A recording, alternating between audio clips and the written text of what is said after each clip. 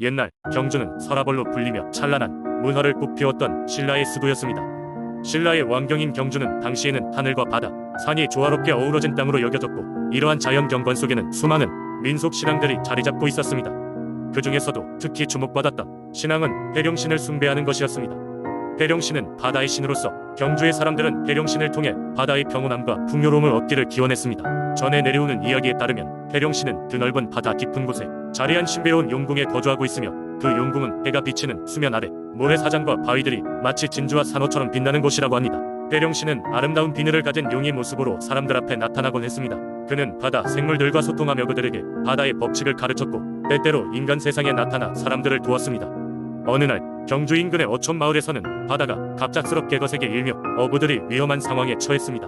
파도가 높이 치솟아 마을을 덮칠 듯한 날씨에 그 누구도 바다로 나가려고 하지 않았습니다. 그때 한 젊은 어부가 해룡신께 기도를 드리기 위해 바닷가로 나갔습니다.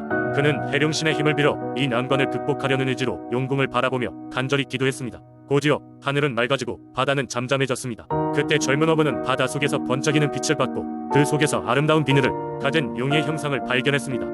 그것은 바로 해룡신이었습니다. 해룡신은 젊은 어부를 응시하며 바다의 안전함을 약속했습니다.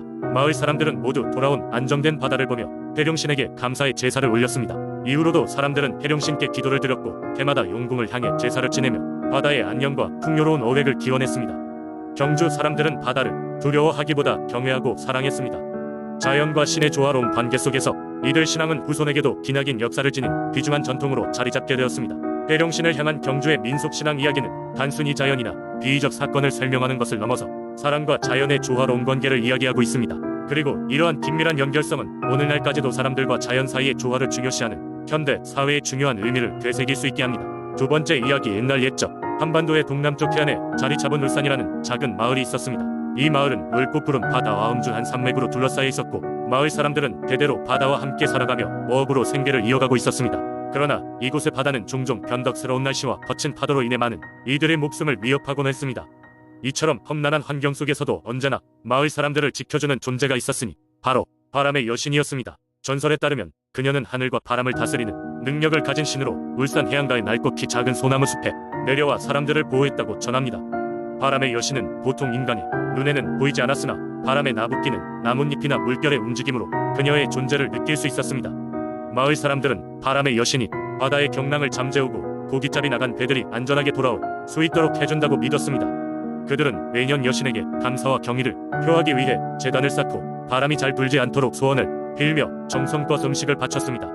제사의 날이면 마을 사람들은 한복을 곱게 차려입고 마을 어귀에 위치한 소나무 숲으로 모여들었습니다. 그곳에서 사람들은 두 손을 모아 하늘에 기도를 올리며 바람의 여신이 울산을 안전하게 인도해주길 빌었습니다.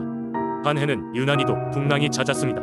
바람은 매섭고 파도는 성난 짐승처럼 날뛰었습니다. 어부들은 일손을 놓고 불안한 마음으로 하루하루를 견뎌야만 했지요. 그때 어느 날 밤 어린 소녀가 혼자서 바닷가로 나갔습니다. 그녀는 작은 손에 소박한 꽃다발과 정성껏 빚은 떡을 들고 있었죠. 소녀는 파도 소리에 맞춰 나지막히 읊조렸습니다.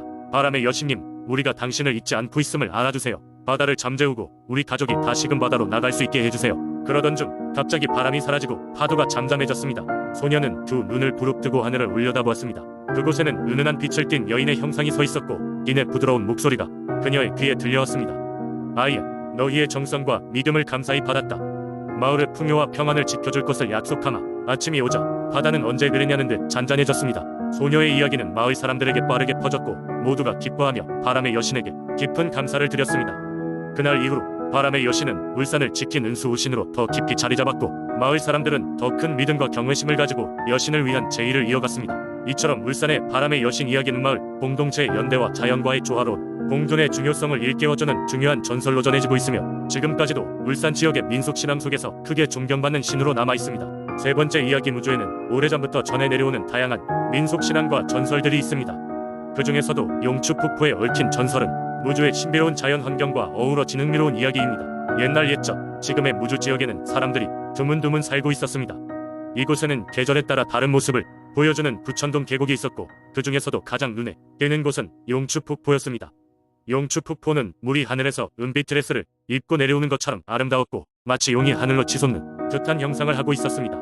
사람들은 이곳을 신비로운 장소로 여기며 특별한 의미를 부여하곤 했습니다.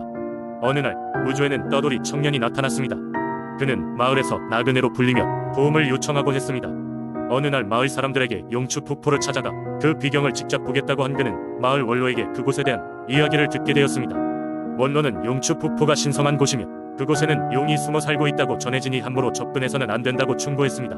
하지만 용추 폭포의 아름다움에 흥미를 느낀 청년은 경고를 무시하고 그곳으로 향했습니다. 폭포에 도착한 그는 그 웅장함에 감탄하면서 정신없이 바라보았습니다. 그런데 잠시 후 폭포 너머에서 이상한 소리가 들려왔습니다. 뭔가 이상함을 느낀 청년이 조심스럽게 다가가자 놀랍게도 폭포 뒤에는 거대한 동굴이 있었습니다. 그는 두려움을 잊고 동굴 속으로 들어갔다가 동굴 안에서 무언가 반짝이는 모습을 발견했습니다. 그것은 마치 황금처럼 빛나는 비늘들이었고 그 비늘들은 어마어마하게 큰 용에게로 이어지고 있었습니다. 청년은 겁에 질려 뒤돌아 뛰어나왔습니다. 하지만 그 순간 어떤 신비로운 힘이 그를 멈추게 했습니다. 청년 앞에 나타난 것은 아름다운 소녀의 모습이었고 그녀는 자신이 용이라고 밝혔습니다. 폭포에 사는 이 용은 사실 하늘에서 내려온 용신이었고 평화를 사랑하며 세상을 관찰하고 있었다고 했습니다. 용신은 청년에게 자신이 이곳 무주를 사랑하여 떠나지 못한다는 이유를 설명하면서 청년에게 부탁했습니다. 이곳이 사람들에게 오래도록 아름답고 신성한 곳으로 남아있을 수 있도록 소중히 여기고 지켜달라. 청년은 마을로 돌아와 자신이 겪은 일을 사람들에게 전했습니다. 마을 사람들은 용추 폭포의 이야기를 듣고 더욱더 그곳을 신성하게 여기며 절대로 오염시키거나 훼손하지 않기로 약속했습니다. 그리고 그 신비로운 전설은 훗날까지 무주 사람들에게 전해 내려오며 용추 폭포는 자연과 신이 공존하는 특별한 장소로 남았습니다. 오늘날까지도 무주를 찾는 이들은 이 전설을 떠올리며 용추 폭포의 아름다움을 바라봅니다. 이 전설은 자연을 존중하고 보호하는 것이 얼마나 중요한지를 가르치며 사람들에게 수세기를 아우르는 지혜를 전달하고 있습니다. 네 번째 이야기. 옛날 옛적 아름다운 산과 맑은 강물이 흐르는 고요한 마을 팽성에는 자연을 사랑하고 신에게 감사하는 사람들이 살고 있었습니다. 마을은 평온하고 풍요로웠으며 사람들은 자연과 조화를 이루며 살아가고 있었지요. 마을 중심에는 오래된 바위가 자리하고 있었는데 사람들은 이 바위를 청솔 바위라 불렀습니다. 바위는 마을의 상징이자 정신적인 중심지였으며 주민들은 바위를 수호신으로 여겼습니다. 어느 날 깊은 새벽 한 마을 청년이 꿈속에서 청솔 바위를 돌보고 있는 신령한 존재를 만나게 됩니다. 신령은 청년에게 사람들이 나를 잊지 않도록 매년 제사를 지내라. 그렇지 않으면 커다란 재앙이 마을을 덮칠 것이다 라는 경고를 남깁니다. 깨어난 청년은 꿈을 꾼 뒤 불안한 마음을 감출 수 없었고 즉시 마을 사람들에게 꿈 이야기를 전했습니다. 마을 사람들은 청년의 이야기를 진지하게 받아들였고 그날부터 매년 청솔 바위 앞에서 큰 제사를 올리며 신령께 마을의 평안을 기원했습니다. 제사에는 마을의 모든 사람들이 참여하였고 정성스럽게 마련한 음식을 바치며 감사의 뜻을 전했습니다. 덕분에 마을에는 항상 평화가 깃들었고 농사는 번창했으며 사람들은 서로를 아끼고 존중하며 행복하게 살았습니다. 그러던 어느 해 마을에 번장을 자랑하던 장수 어르신이 이사를 떠나게 됩니다. 마을의 오랜 전통과는 다르게 새롭게 이사 온 사람들은 제사보다 신리를 중시하는 사람들이었죠.